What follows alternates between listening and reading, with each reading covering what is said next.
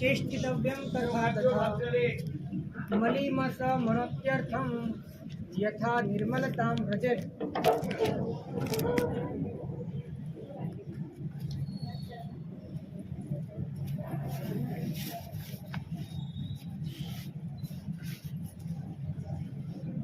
अनंतकारी अनंत कल्याण ने करनारा धर्म चक्रवर्ती अरिहंत परमात्मा शासन अंदर थई गयेला चिरंतन आचार्य योगसार नामना ग्रंथनी अंदर आपने अपना जीवन ने परिवर्तित करवा माटे प्रेरणा आपे छे। तथा चिंत्यम तथा वाच्यम एवं ज विचारो एवं ज बोलो अने एवं ज करो के जेना माध्यमे तमारू अंतःकरण निर्मल बने। आज कार्तिक पूनम कार्तिक पूर्णिमा दिवसे द्राविड अने वारीखिल युद्धना मैदान में एक जमीनना टुकड़ाने माटे 5-5 करोड़नी सेनाने खत्म करीने उभा छे। बंने पासे हजी 5-5 करोड़ सेना छे। ने वखते श्रीनाग गणधर त्या पधारे छे। सवारनु रणशिंगु फूंकाय अने सेना एकबीजा उपर ત્રાટકે एना पहला श्रीनाग गणधर त्या आव्या छे। एक साधु प्रत्येनो अहोभाव, शासन प्रत्येनो अहोभाव, प्रभु प्रत्येनो अहोभाव केवुं काम करे छे। बंने पक्षे 5-5 करोड़નું बलिदान आप्या पछी एक साधुना दर्शनथी बंने पक्षना नेताओ द्राविड अने एक बाजु वारीखिल एना हृदयनी अंदर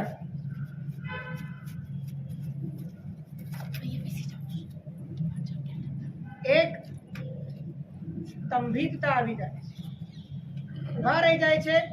बंने पोतपोताना रथ उपरथी नीचे उतरीने श्रीनाग गणधरना चरण कमल पासे पहोंचे छे अने ए वखते श्रीनाग गणधर एटલું જ કહે છે કે ભગવાનના દીકરાને આ શોભે, જે પ્રભુના દીકરા હોય તેને આ શોભે નહીં। 5-5 કરોડને તમે ખતમ કરી દીધા, હજી તમારી પાસે 5-5 કરોડને એકબીજાને ખતમ કરવા માટે તમે તત્પર બન્યા છો, આ શોભતું નથી। उत्तम पुरुषो ए मात्र टकोरामां समझी जाय अने गमे तेटલું આગળ વધ્યા પછી પણ પાછા વળી શકે। અધમ પુરુષો ઘણું બધું કીધા પછી પણ સમજતા નથી અને થોડુંક આગળ ગયા હોય તો પણ પાછા વળતા। ઉત્તમ પુરુષો ગમે તેટલું આગળ નીકળી ગયા હોય પણ એક વખત ભીતરની અંદર ચોટ લાગી જાય અને આમૂલચૂલ પરિવર્તન કરી નાખે અને એ રણના મેદાનમાં બંને જણમાં 5 મિનિટમાં એવું પરિવર્તન આવે છે કે બંને જણ નક્કી કરે છે કે આ 5 કરોડની હત્યા, આમ કુલ મળીને 10 કરોડની હત્યા, આમાંથી ઉગરવાનો એકમાત્ર ઉપાય સંયમ છે। આ પાતિકમાંથી નીકળવાનો અને છૂટવાનો એકમાત્ર ઉપાય પોતાના સ્વરૂપમાં રમણ છે। પોતાના સ્વભાવની અંદર સ્થિર થઈ જવું, એના સિવાય બીજો કોઈ ઉપાય નથી। અને આંખોમાંથી અનરાધાર આંસુની ધારા નીકળે છે અને કહે છે કે તમે અમને તારો અને અમને આ માર્ગ આપો। તમે વિચારો, એક રાજ્યની સત્તાનો લોભ ક્યાં અને એક સર્વસ્વ છોડવાની ભાવનાનો આ ઉન્મેષ ક્યાં। અને શ્રીનાગ ગણધરની પાસે આ બંને જણ જ્યારે દીક્ષા લેવા તૈયાર થાય છે ત્યારે એક સાથે 5 કરોડના હાથમાં રહેલા શસ્ત્ર નીચે મુકાઈ જાય। કેવું નથી પડતું, પોતાના સ્વામીને અનુસરવાની વૃત્તિ એટલી બધી અદ્ભુત હતી કે સ્વામી સંસારમાં તો અમે પણ સંસારમાં, અને સ્વામી સંયમમાં તો અમે પણ સંયમ। અને બંને પક્ષના 5-5 કરોડ કુલ 10 કરોડ એક સાથે દીક્ષા, અને એ પણ રણ મેદાન જ્યાં ગઈકાલ સુધી મારો કાપવાની વાત હતી, ત્યાં લોહીની નદીઓ વહેતી, જ્યાં ભયંકર હાહાકાર હતો, અને ત્યાં આજે 10 કરોડ આત્મ સ્વભાવના માર્ગે પ્રયાણ કરી રહ્યા છે। અને એ 10 કરોડ પોતાનું કલ્યાણ સાધવાને માટે શત્રુંજયની ભૂમિ પર આવીને અણશન કરીને આજના મંગલ દિવસે સિદ્ધિ ગતિને મારે એમ કહેવું છે કે શાસ્ત્રોમાં આવા અઢળક દ્રષ્ટાંતો છે કે પાપની પરાકાષ્ઠા ઉપર પહોંચ્યા પછી પણ એ લોકોમાં જે યુ ટર્ન આવ્યો છે અને એ ધર્મની પરાકાષ્ઠા સુધી પહોંચીને સંસારના આ કિનારાથી પેલા કિનારે પહોંચી ગયા, આવું શક્ય કઈ રીતે? નેહલભાઈ, આવું શક્ય ક્યારે બને? આજે ચાતુર્માસ પરિવર્તન છે, આ શબ્દમાં જ પરિવર્તન છે. અને ચાતુર્માસ પરિવર્તન એ સાધુના પદાર્પણના માધ્યમે, સાધુને પોતાની વસ્તી આપવાના માધ્યમે, માત્ર વસ્તી નથી આપવાની, હૃદય આપવાનું. અને હૃદયમાં પોતાની જે જૂની માન્યતાઓ છે એને દેશવટો આપવાનો, અને જે સમ્યક માન્યતાઓ છે એને સ્થાપિત કરવાની છે. આ જ પરમાત્માના શાસનના, સાધુ ભગવંતોના પદાર્પણનો સાચું રહસ્ય. અમારા પગલા માત્ર ભૌતિક રીતે ન થવા જોઈએ. ભૌતિક એટલે શારીરિક રીતે ન થવા જોઈએ, માનસિક રીતે, હાર્દિક રીતે અને આત્મિક રીતે થવા. અને માટે પરિવર્તન જીવનનું થવું જોઈએ. જીવનના પરિવર્તન માટે મનનું થવું જોઈએ, અને મનના પરિવર્તન માટે રુચિનું પરિવર્તન. કારણ કે જીવન મનથી બદલાય છે અને મન રુચિથી બદલાય છે. આવો એક નિયમ છે. જીવનને બદલવા માટે તમે માત્ર તમારી ચેષ્ટાઓ બદલો એટલાથી કામ થતું નથી. તમારું મન બદલાવું, અને માત્ર મન બદલાવો એ પણ બહુ લાંબુ ટકતું નથી. એને માટે રુચિ બદલાવી જોઈએ. રુચિ બદલાય તો મન કાયમ માટે બદલાય, મન બદલાય તો જીવન કાયમ માટે બદલાય. સમજાય છે?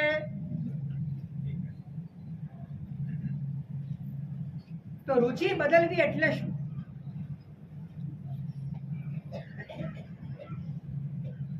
રુચિ તમારે તમારી ઉપર જ રાખવાની છે, પણ તમારે તમારા એ એક્ઝિસ્ટન્સ ઉપર રુચિ રાખવાની છે કે જે તમને છોડીને ક્યારે પણ જનાર નથી. તમારી રુચિ એની ઉપર છે, તમારા એ ઈગો ઉપર છે, તમારા એ હું ઉપર છે કે જે આજે છે, કાલે નથી, કાલે સ્મશાનની રાખ છે, આવતીકાલે બધું જ વિખેરાઈ જવાનું છે. એવા ડુપ્લિકેટ હું ઉપર તમારી રુચિ છે. જ્ઞાની કે છે ઓરિજિનલ હું ઉપર તારી રુચિ રાખ, અને ઓરિજિનલ હું એ તારી ભીતર છે, એ તારી અંદર છે.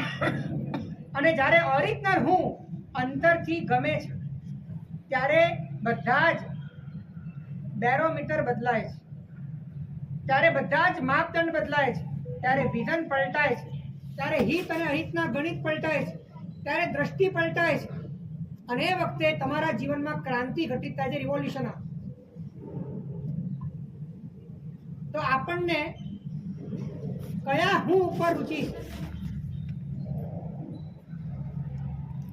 જે સમાજે તમને આપ્યો છે, ફૈબાએ તમને આપ્યો છે, સંયોગોએ કે પુણ્ય કરીને તમને મળ્યો છે, અને બધું જ સમય પછી નેસ્ત નાબૂદ થવાનું છે.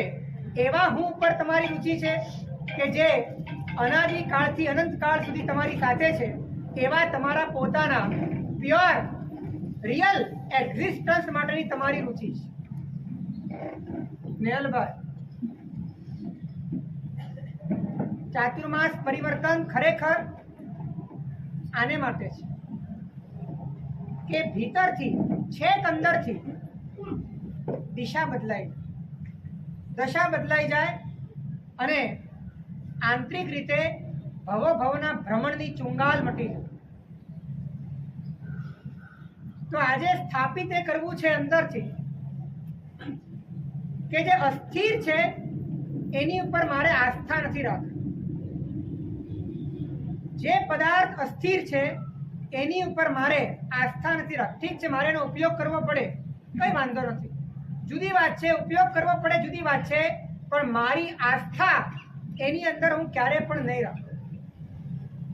આસ્થાનો અર્થ છે કે હું એને ક્યારે હું નહીં માનું, હું એને ક્યારે મારું નહીં માનું.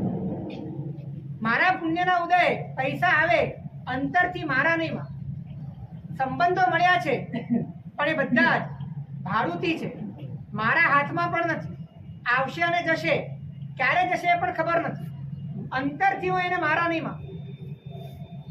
જે પણ પદાર્થ અસ્થિર છે એ અસ્થિર પદાર્થની સાથે રહેવું પડે, એનું કામ લેવું પડે.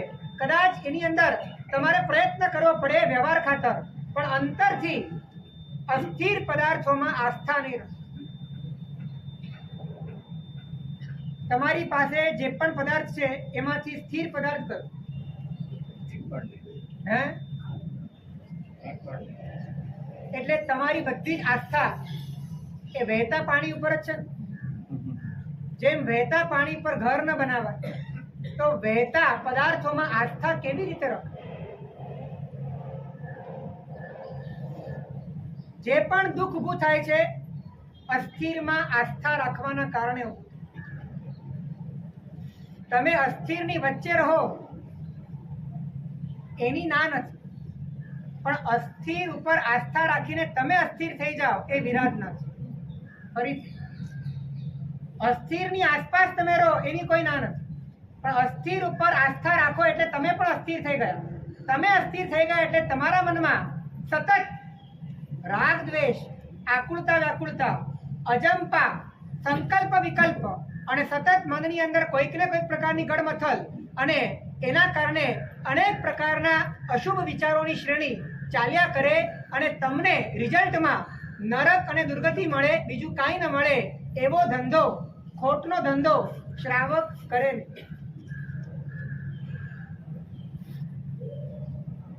આ 10 કરોડ નીકળી શક્યા ને એનું કારણ એ હતું કે ભીતરમાં ક્યાંક ને ક્યાંક એમનામાં રુચિ હતી સ્થિર તત્વ. જે સ્થિર હોય એની ઉપર જ બિલીફ કરી શકાય, એની ઉપર જ આસ્થા કરી શકાય, એનો જ પ્રેમ કરી શકાય. તો તમે ક્યારે દુઃખી ન થઈ શકો. અસ્થિર ઉપર આસ્થા રાખી એટલે દુઃખી થવાનો વારો આવે ને.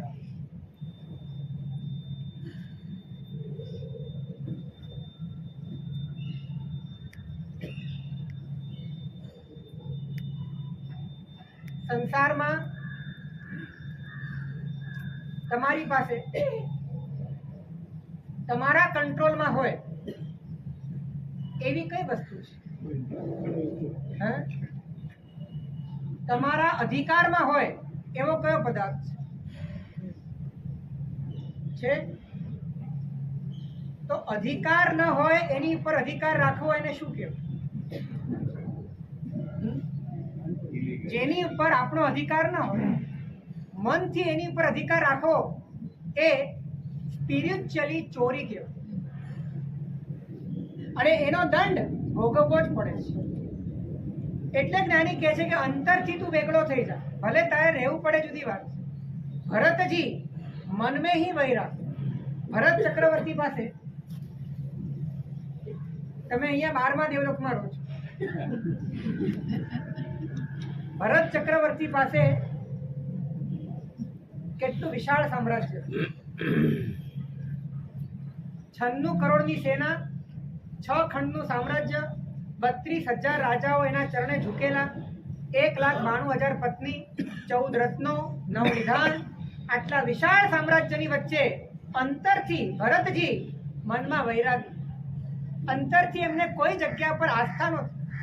એમના પ્રચંડ નિકાચિત પુણ્યના ઉદય હતા માટે આ બધું ભેગું થયું એમની આસપાસ, પણ એ આસપાસ ભેગા થયેલા પદાર્થોની અંદર એ પાસ ન થયા, એ અંદરમાં ઘૂસી ન ગયા, એ અંતરથી એટેચ ન થયા, અંદરથી જુદા રહ્યા, અને માટે એક વીંટી પડી ગઈ ને તો એમને કેવું જ્ઞાન થયું, તમારું કેટલું બધું પડી ગયું, કશું થતું નથી.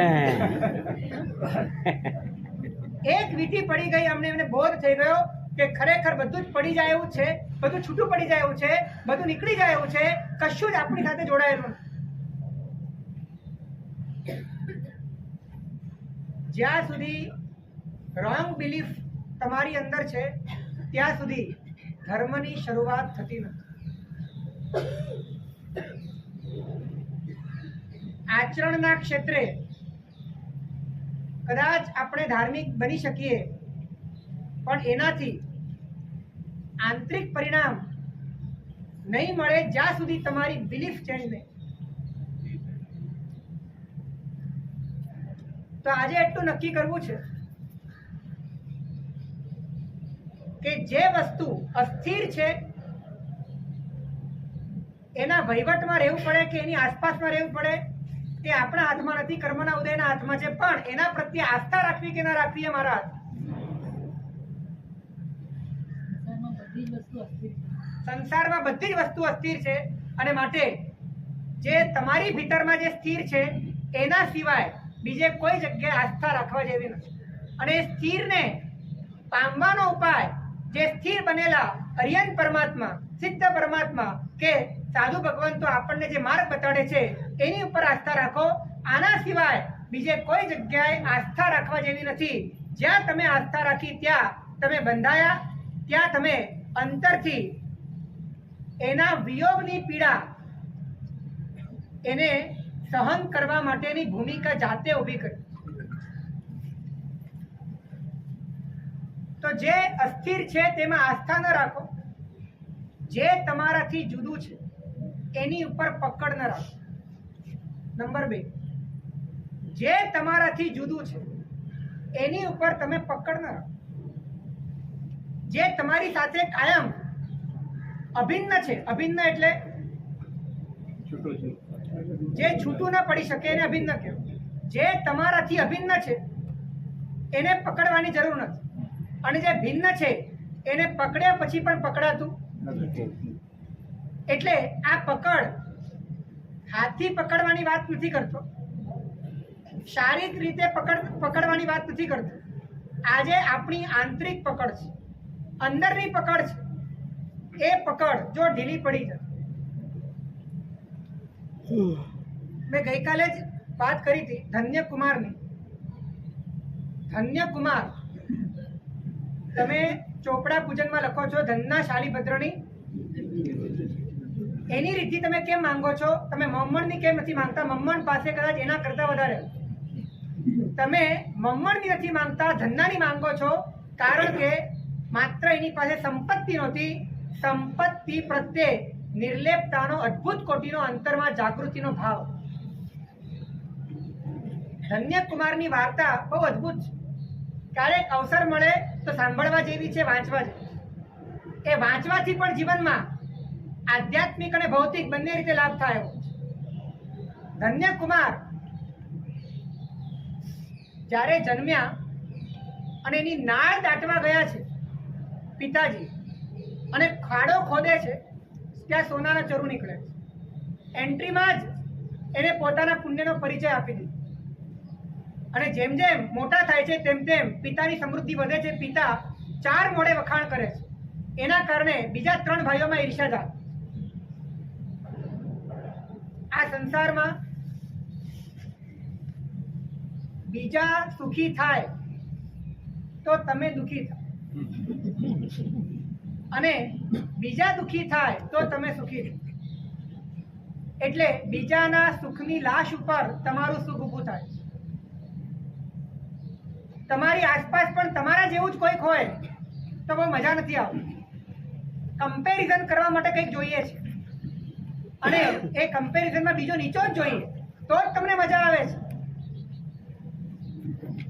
એટલે ક્યાંક ને ક્યાંક સંસારના સુખની લાલસા, બીજા પ્રત્યેની નફરત અને આગળ વધીને હિંસા સુધીના ભાવ જન્માવે છે. એટલે એ 3 ભાઈઓના મનમાં એવી ઈર્ષા જાગી કે 3 જણાએ ભેગા મળીને સંગઠન કરીને પિતાજીને જણાવ્યું કે તમે એકના જ વખાણ કર્યા કરો છો, આ અયોગ્ય છે. અમે પણ એટલા જ ભાગીદાર છીએ. તમારો ધંધો ચાલે છે, ધાપો ચાલે છે, બધામાં અમે હાજરી આપીએ છીએ. આ તો રખડે છે, આ તો રમે છે, તમે એને કેમ આટલું બધું મહત્વ આપો છો? ત્યારે પિતાજી કહે છે તમે કામ ભલે કરો છો, પુણ્ય એનું છે. ત્યારે 3 દીકરા ગયું એવું તમે નક્કી કેવી રીતે કર્યું? છેલ્લે પિતાજીએ પરીક્ષા કરી અને પરીક્ષામાં 4 જણાને સરખા પૈસા. 3 જણા કાં તો મૂડી સાચવીને આવ્યા, કાં તો હતી એ પણ ગુમાવીને આવ્યા. ધન્યકુમાર જાય છે, એટલો બધો બુદ્ધિમાન છે અને પુણ્યવાન છે. પહેલા જ સોદામાં 1 લાખ રૂપિયા કમાવીના, બીજી વખતની પરીક્ષામાં 2 કરોડ રૂપિયા કમાવીના. એ વખતના કરોડ એટલે સોના મોરમાં. અને ત્રીજી વખતમાં જહાજમાંથી સોનાની રેતી એ લઈને આવ્યો. એ રેતી એવી હોય કે જેને અમુક પ્રકારે ગરમ કરો તો સોનામાં કન્વર્ટ થઈ જાય.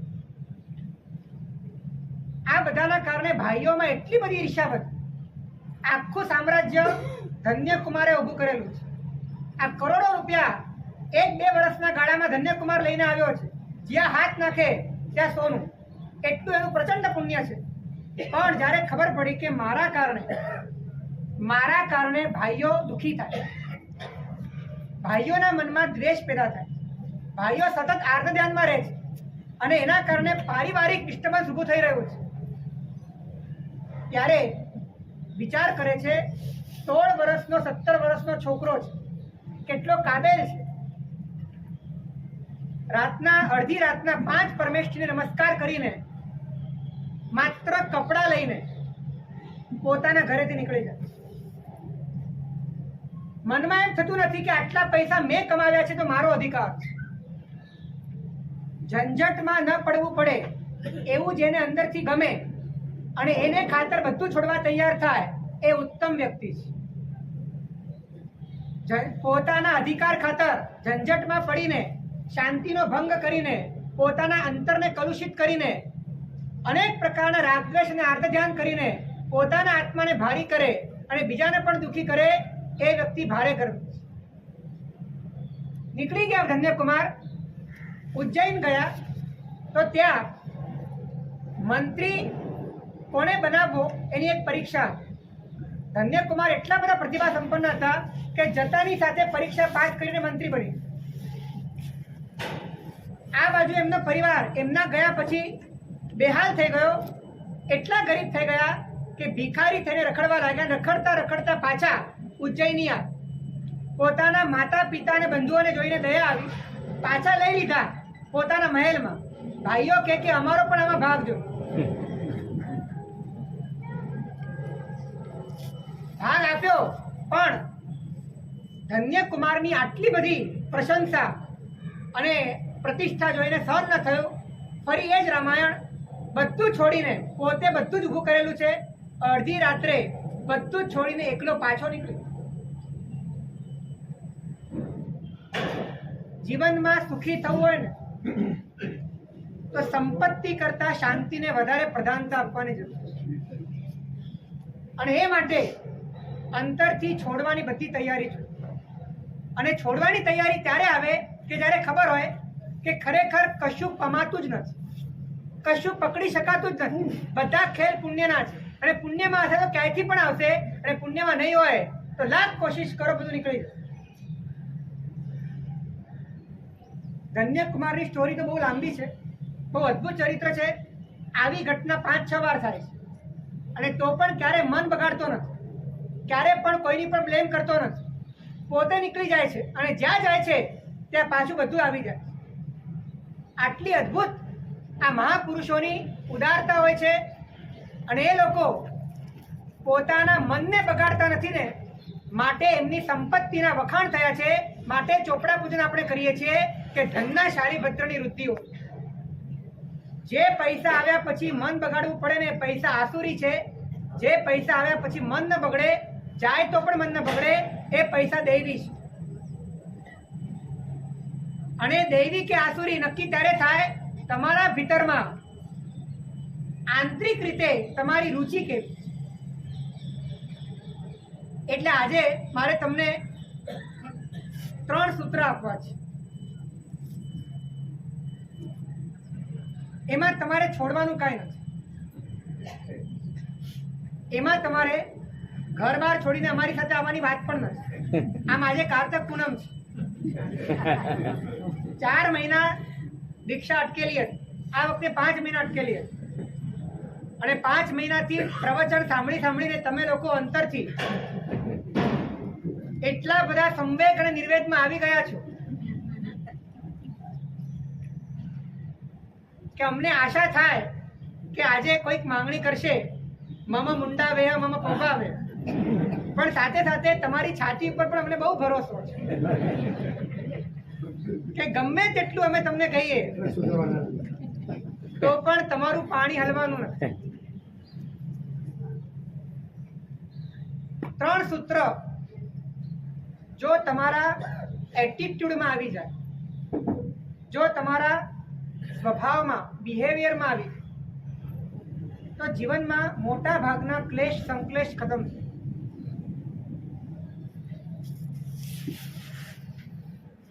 નંબર 1 એટલે આ ફક્ત તમારે ફિલિંગમાં, તમારા આશયમાં, તમારા સ્વભાવની શૈલીમાં લાવવાનું છે.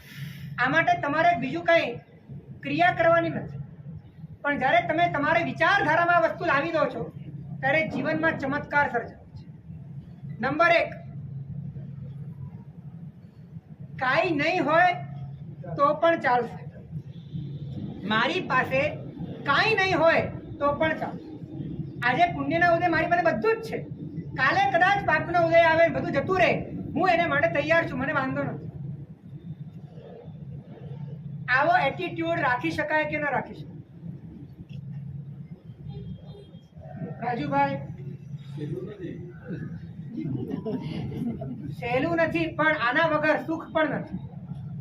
જો તમે તૈયાર નથી ને આ બધી વાતો માટે, તો જ્યારે પણ પરિસ્થિતિ બદલાય છે ત્યારે આર્ત ધ્યાન, રૌદ્ર ધ્યાન, અસમાધિ, સંકલ્પ વિકલ્પ, આકુળતા વિકળતા ભયંકર થાય. અને એ વખતે જે કર્મ બંધાય છે, આયુષ્ય જો બંધાઈ ગયું એ વખતે, તો ભવ સુધી આપણે છૂટતા નથી.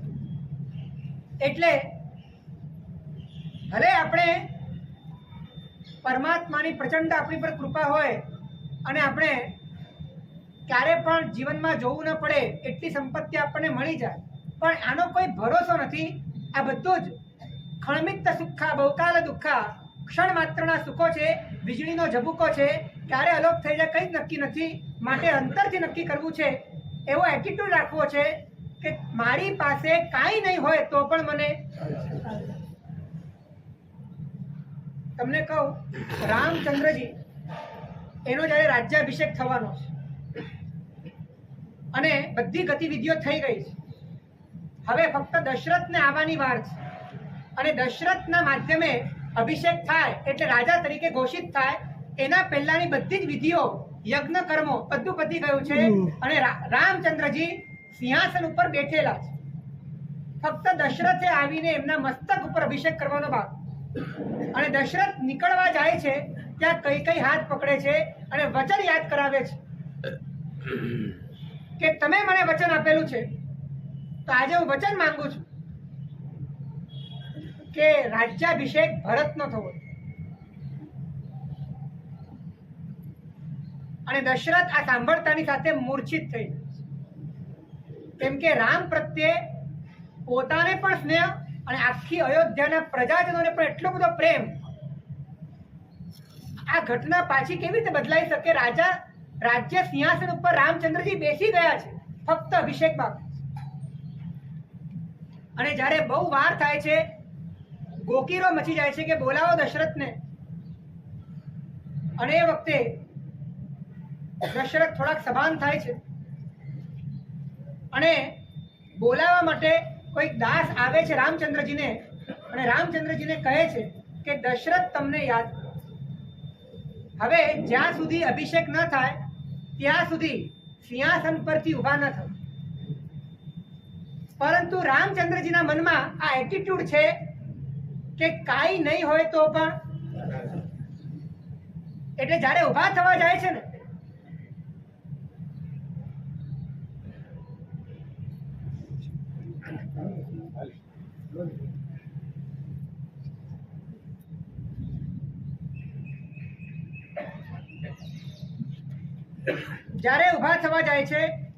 ત્યારે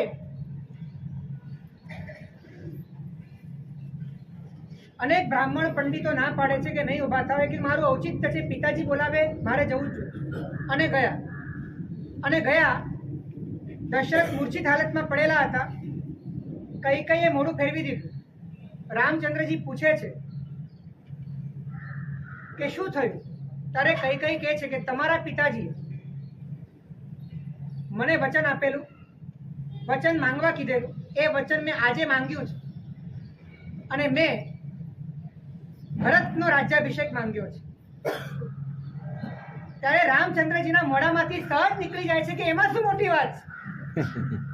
કેટલું સહજ નીકળે છે, એમને એમ કોઈ મહાન બનતું નથી.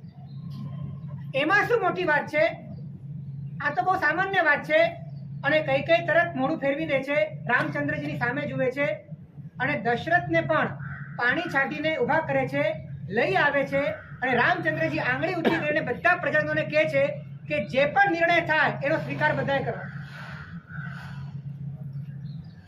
અને રામચંદ્રજી પોતે દશરથની સાથે રહીને ભરતનો રાજ્યાભિષેક કરે અને કૈકેયી સાથે માંગે છે કે હું માત્ર રાજ્યાભિષેક નથી માંગતી, તમે હશો તો ભરતનો મહિમા અહીંયા નહીં થાય, માટે તમારે અહીંયા નહીં રહેવાનું, તમારે 12 વર્ષ 14 વર્ષ વનવાસમાં જ. કોઈ મોટી વાત નથી, સ્વીકારી લીધું. તો સૌથી પહેલો આ એટીટ્યુડ રાખવા જેવો છે કે મારી પાસે કાંઈ નહીં હોય તો પણ. નંબર 2 એના કરતા અઘરું છે અને આમાં તમારે કંઈ છોડવાનું નથી, તમારે એટીટ્યુડ રાખવાનો છે. કાંઈ નહીં હોય તો ચાલ. નંબર 2 મારી પાસે કોઈ નહીં હોય તો પણ મને ચાલ.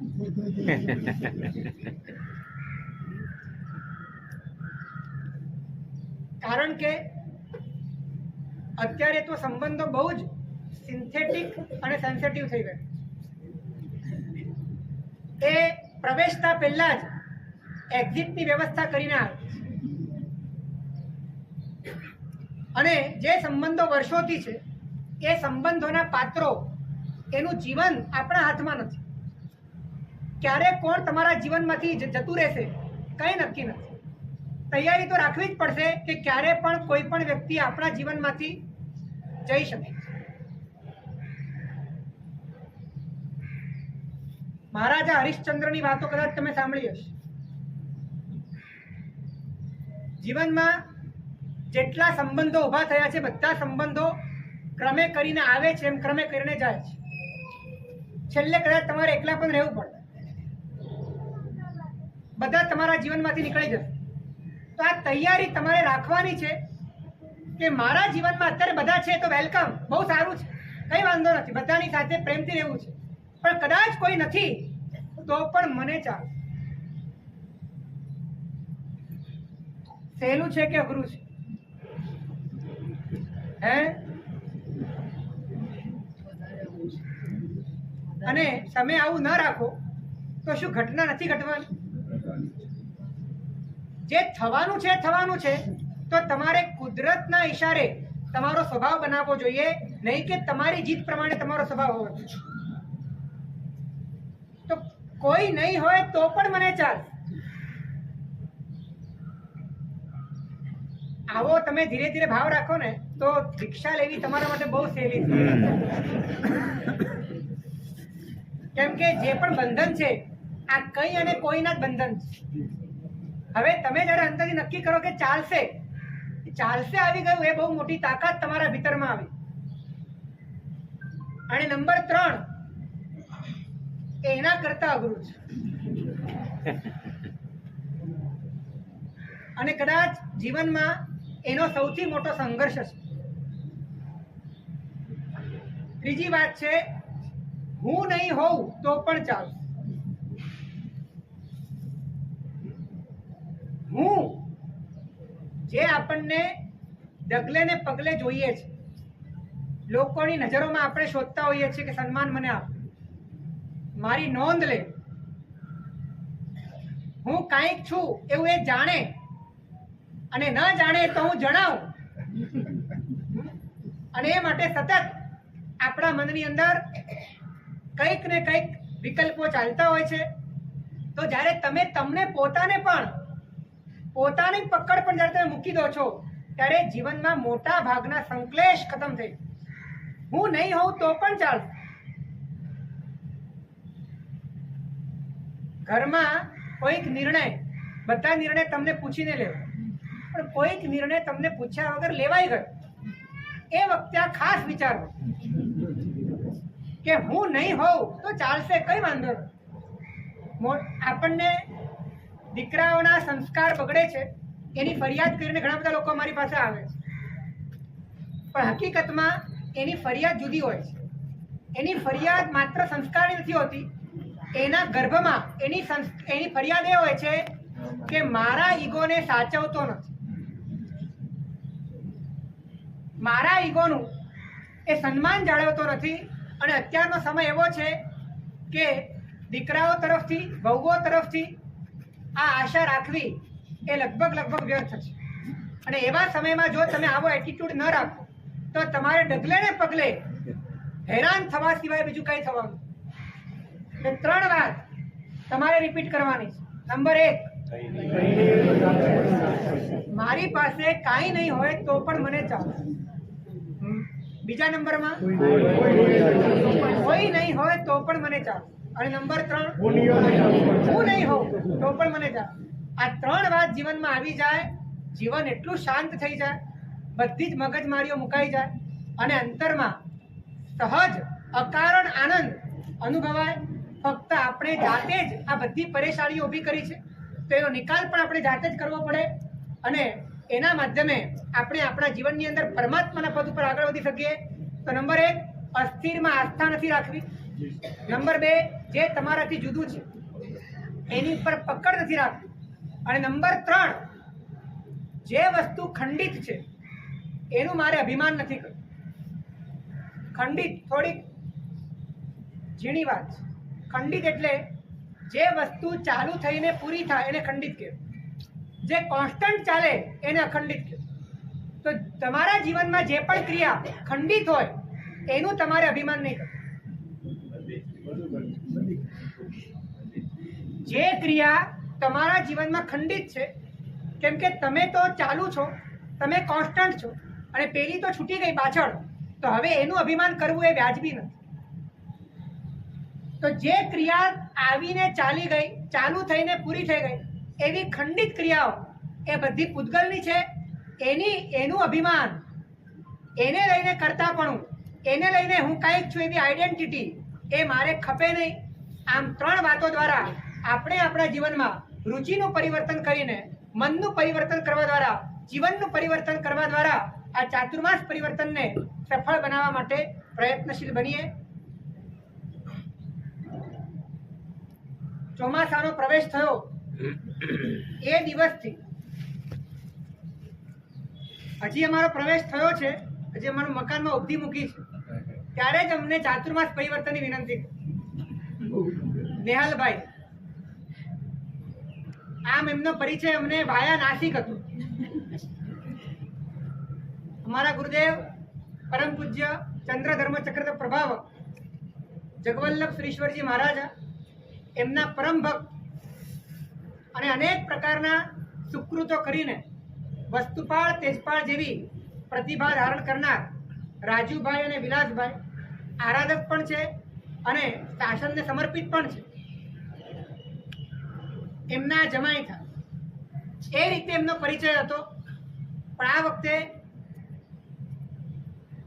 વ્યાખ્યાન દ્વારા, શ્રવણની રુચિ દ્વારા થોડા ભીંજાયા અને આ માર્ગમાં, સાધનાના માર્ગમાં, અધ્યાત્મના માર્ગમાં ડગ ભરવા માટે ઉલ્લસિત થયા. એમનું હૃદય અમે હા પાડી ત્યારથી ખૂબ જ થનગની રહ્યું હતું. એ ભાવને ન્યાય આપવા માટે અમે એમને હા પાડી અને આજે ચાતુર્માસ પરિવર્તન એમના ઘરે થયું છે. આ પરિવર્તન એમના જીવનમાં, એમના પરિવારના જીવનમાં અને એમના સંતાનોમાં વિશેષ કરીને ધર્મના અભ્યુદયનું કારણ બને અને પરંપરાએ મુક્તિનું કારણ બને, એ જ અભ્યર્થના. જિનાજ્ઞા વિરુદ્ધ કંઈ પણ બોલો. शिवमस्तु सर्वजगत रहित निरता भवन्तु भूतगणा दोषा प्रयान्तु नाशम् सर्वत्र सुखी भवतु लोक